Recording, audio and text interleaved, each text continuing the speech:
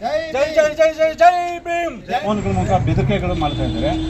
ಹಾಗಾಗಿ ಮತ್ತೆ ನಾವು ಇನ್ನೊಂದು ಅರ್ಜಿ ಕೊಡ್ತಾ ಇದ್ದೀವಿ. ಬೆದರಿಕೆಗೋಸ್ಕರ ನಮಗೆ ಭಯ ಬಂದಿರೋದ್ರಿಂದ ಆ ಇದರಿಂದ ನಾವು ಪೊಲೀಸ್ ಇಲಾಖೆ ಯಾವ ರೀತಿ ಕ್ರಮ ತಗೊಳ್ಬೇಕು. ಈಗ ಮೊನ್ನೆ ಕೊಟ್ಟಿರೋ ಕಂಪ್ಲೇಂಟ್ ಇನ್ಸ್ಪೆಕ್ಟರ್ ಇದ್ದರು, ಅವ್ರ ಮುಂದೆ ಮಾತಾಡಿ NCR ಎಲ್ಲ ಕೊಟ್ಟಿದ್ದೀವಿ. ಕೊಟ್ಟು ಮತ್ತು ಅವ್ರನ್ನ ಕರ್ಸೋಕ್ಕೆ ಏರ್ಪಾಡು ಮಾಡಿದ್ದಾರೆ ಇನ್ಸ್ಪೆಕ್ಟ್ರು. ಅವ್ರು ನಿನ್ನೆ ಕಾರಣದಿಂದ ಎಲ್ಲ ಹೋಗಿರೋದ್ರಿಂದ ನೆನ್ನೆ ಬರೋಕ್ಕಾಗಿಲ್ಲ. ನಾಳೆ 11 ಗಂಟೆಗೆ ಬರ್ತೀನಿ ಅಂತ ಹೇಳಿದ್ರಂತೆ. ಆದರೆ ಇನ್ಸ್ಪೆಕ್ಟ್ರಿಗೆ ಮಾತಾಡಿದ್ರಿಂದ 11 ಗಂಟೆಗೆ ಬರ್ತಾರೆ, ನೀವೆಲ್ಲ ತಾವು ಎಲ್ಲ ಸಿದ್ದೀರಿ, ನಾಳೆ 11 ಗಂಟೆಗೆ ಬನ್ನಿ, ಅದು ಏನಿದೆ ಮಾತಾಡಿ ಇದ್ರ ಬಗ್ಗೆ ಏನು ಬೇಕಾದ್ರೆ ಕ್ರಮ ತೆಗೆದುಕೊಳ್ಳೋದು. ಇನ್ಸ್ಪೆಕ್ಟರ್ ಸಮೇತ ಇರ್ತಾರೆ. ನಾಳೆ ಕನ್ಫರ್ಮ್, ನಾಳೆ 11 ಗಂಟೆಗೆ ಕನ್ಫರ್ಮ್. ಅದು ಪ್ರಾಣ ಭಯದಿಂದ ಓಡಾಡ್ತಾ ಇದ್ದಾರೆ ಗೋಪಾಲ್ ಅವರು. ಯಾವ ಟೈಮಲ್ಲಿ ಏನಾಗ್ತದೆ ಹೇಳೋಕ್ಕೂ ಆಗಲ್ಲ. ಅದರಿಂದ ಈ ಭರತ್ ಶೆಟ್ಟಿ ಮತ್ತು ಇವನು ಯಾರೋ ನಾಗರಾಜನನ್ನು ಈ ಕೂಡಲೇ 24 ಅವರಲ್ಲಿ ಅವ್ರನ್ನ ಬಂಧಿಸಿ ಜೈಲು ಕಟ್ಟಬೇಕು. ಒಂದು ವೇಳೆ ಪೊಲೀಸ್ ಇಲಾಖೆಯವರು ನಮ್ಗೆ ಗೌರವ ಕೊಟ್ಟು ಆ ಕೆಲಸ ಮಾಡಿಲ್ಲ ಅಂದರೆ ನಾವು ಅರೋರಾತ್ರಿ ಕಲಿಸಾಂಗ ಸಮಿತಿ ವತಿಯಿಂದ ಇಲ್ಲಿ ಅರೋರಾತ್ರಿ ನಾವು ದಂಡಿಯನ್ನು ಕುಂಕಬೇಕಾಗ್ತದೆ. ಈ ಕೂಡಲೇ 24 ಅವರಲ್ಲಿ ನಾಳೆ ಅಷ್ಟೊತ್ತಿಗೆ ಅವನ್ನ ಅರೆಸ್ಟ್ ಮಾಡಲೇಬೇಕು.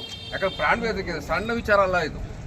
ಅದರಿಂದ ಭರತ್ ಶೆಟ್ಟಿನ ಈ ಕೂಡಲೇ ಅವನ್ನ ಅರೆಸ್ಟ್ ಮಾಡಿ ಜೈಲು ಕಟ್ಟಲೇಬೇಕು. ಗೋಪಾಲಪ್ಪ ನಾನು ಕ್ರಷರ್ಗಳನ್ನು ಸರ್ವೆಗೆ ಅದು ಲೀಗಲ್ಲ ಇನ್ಲೀಗಲ್ಲ ಅಂತ ತಿಳ್ಕೊಳ್ಳೋದಕ್ಕೆ ನಾನು ಸರ್ವೆಗೆ ಹಾಕಿದಾಗ ಅದು ಸರ್ವೆ ಕಂಪಲ್ಸರಿ ಆಗಲೇಬೇಕು ಅಂತ ನಾನು DDಗೆ ಅರ್ಜಿ ಕೊಟ್ಟಾಗ ಅದನ್ನು ಸಂಬಂಧಪಟ್ಟ ಕ್ರಷರ್ ಮಾಲೀಕರು ಅದನ್ನು ತಿಳ್ಕೊಂಡು ಭರತ್ ಶೆಟ್ಟಿ ಮತ್ತು SG ನಾಗರಾಜನವರು ತಿಳ್ಕೊಂಡು ನೀನು ಸರ್ವೆಗೆ ಹೆಂಗಾಗ್ತೀಯಾ ನೋಡೋಣ ಅಂತ ಹೇಳ್ಬಿಟ್ಟು ನನಗೆ ಫೋನ್ ಮಾಡಿ ಪ್ರಾಣ ಬೆದರಿಕೆ ಹಾಕಿದ್ದು. ನಾನು ಅದೇ ರೀತಿ ಇಲ್ಲಿ ಬಂದು ಕಂಪ್ಲೇಂಟ್ ಕೊಟ್ಟೆ. ಕಂಪ್ಲೇಂಟ್ ಕೊಟ್ಟಾಗ ಇನ್ಸ್ಪೆಕ್ಟ್ರ್ ಮತ್ತೆ ಕರೆಸ್ತೀನಿ, ಅವ್ರು ಮಾತಾಡೋಣ ಅಂತ ಹೇಳಿದ್ರು. 4 ದಿವಸ ಆಗಿದೆ. ಮತ್ತು ಈಗ ನಾಳೆ ಅಂತ ಪೋಸ್ಟ್ಪೋನ್ ಮುಂದೆ ಹೋಗ್ತಾ ಇದೆ. ಮತ್ತು ಅದರ ಮತ್ತೆ ಮಧ್ಯದಲ್ಲಿ ನನಗೆ ಹಲವಾರು ಇದು ಒಂದು ಪ್ರಾಣ ಬೆದರಿಕೆ ಬಂದಾಗ ನಾನು ಮತ್ತೆ ನಮ್ಮ ಮುಖಂಡರ ನೇತೃತ್ವದಲ್ಲಿ ಮತ್ತೆ ಬಂದು ಅರ್ಜಿ ಕೊಟ್ಟಿದ್ದೀವಿ. ಈಗ ಮತ್ತೆ ಅದೇನು ಕ್ರಮ ತಗೊಳ್ತಾರೆ ಅಂತ ಕಾದು ನೋಡಬೇಕು. ಕೂಡಲೇ ಅವರನ್ನು ಬಂಧಿಸಿ ಇನ್ವೆಸ್ಟಿಗೇಷನ್ ಮಾಡಬೇಕು. ಅವ್ರ ಹಿಂದೆ ದೊಡ್ಡ ಒಂದು ಗುಂಪಿದೆ, ಯಾವುದು ಅಂತ ಒಂದು ಹುನ್ನಾರ ತುಂಬ ನಡೀತಾ ಇದೆ. ಅದಕ್ಕೋಸ್ಕರ ಅವ್ರ ಹಿಂದೆ ಯಾರಿದ್ದಾರೆ ಅದನ್ನು ಪರಿಶೀಲನೆ ಮಾಡಿ ಅದನ್ನು ಇನ್ವೆಸ್ಟಿಗೇಷನ್ ಮಾಡಿ ಅದನ್ನು ಇಮಿಡಿಯೇಟಾಗಿ ಅದು ಯಾವ ರೀತಿ ಕ್ರಮ ತಗೊಳ್ಬೇಕು ಅಂತ ಅದರ ಮಾನ್ಯ ಅಧಿಕಾರಿಗಳು ತಗೊಳ್ಬೇಕು ಅಂತ ನಾನು ಮನವಿ ಮಾಡ್ತೀನಿ. ಈಗ ಕೊಲೆ ಬೆದರಿಕೆ ಆಡಿಯೋ ಇದೆ. ಭರತ್ ಶೆಟ್ಟಿ SG ನಾಗರಾಜ್ ಅವರು ಮಾತಾಡಿರೋದು ಆಡಿಯೋ ಇದೆ. ನಿಮ್ಗೆ ಕರೆ ಮಾಡಿ ಕೊಲೆ ಬೆದರಿಕೆ ಹಾಕಿದ್ದು ಯಾರು?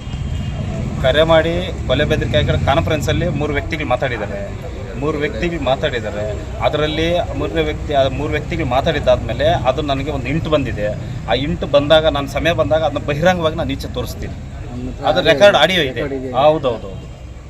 ಅಷ್ಟೇ ಅವ್ರನ್ನ ಅರೆಸ್ಟ್ ಮಾಡಿಬಿಡ್ಲಿ, ಅರೆಸ್ಟ್ ಮಾಡಿ ಜೈಲು ಕಟ್ಟಲಿ, ಆಮೇಲೆ ಎನ್ಕ್ವೈರಿ. ಪೊಲೀಸರು ಏನು ಹೇಳ್ತಿದ್ದಾರೆ? ಅದೇ ಈಗ ಅದನ್ನು ಕ್ರಮ ತಗೊಳ್ತೀವಿ. ಇವತ್ತು ನಾಳೆ ಅಂತ ಹೇಳ್ತಿದ್ದಾರೆ. ಆದರೆ ಮುಂದಿನ ದಿನಗಳಲ್ಲಿ ಇವತ್ತು ನಾಳೆ ಮತ್ತೆ ಅವ್ರಿಗೆ ಗೊತ್ತಾಗಬೇಕದು. ಯಾರೋ ಒತ್ತಡಕ್ಕೆ ಮಣಿದಿರ್ತಾರೆ, ಯಾರೋ ಪ್ರಭಾವಿಗಳಿರ್ಬೋದು, ಮತ್ತು ಕ್ರಷರ್ ಮಾಲೀಕರು ಕೋಟ್ಯಾಧೀಶ್ವರರು ಇರ್ಬೋದು, ಏನೋ ಅವರು ಒತ್ತಡಕ್ಕೆ ಮಣಿದು ಇರ್ಬೋದೇನೋ ನೋಡೋಣ. ಗೊತ್ತಿಲ್ಲ.